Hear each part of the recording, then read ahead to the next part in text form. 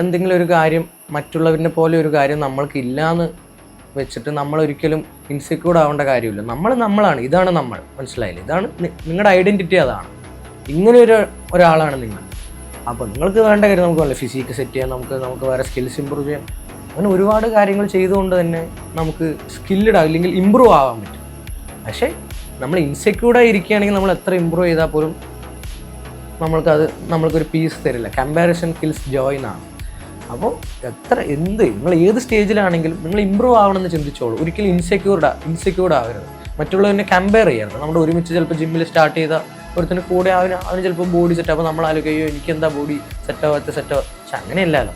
നിങ്ങൾ ഈ ജിമ്മിൽ വരുന്നതിൻ്റെ മുമ്പ് എങ്ങനെയായിരുന്നു നിങ്ങൾ ആലോചിക്കൂ. നിങ്ങളെങ്ങനെ സ്ട്രോങ് ആയിരുന്നു? അല്ലെങ്കിൽ ഒരു കോഴ്സ് അല്ലെങ്കിൽ ഒരു പ്രോഗ്രാമിങ് ആയിക്കോട്ടെ, തുടങ്ങുമ്പോൾ എങ്ങനെയായിരുന്നു, ഇപ്പം എങ്ങനെയായിരുന്നു, അത് മാത്രം നിങ്ങളുടെ പ്രോഗ്രസ് മാത്രം നിങ്ങൾ നോക്കിയാൽ മതി.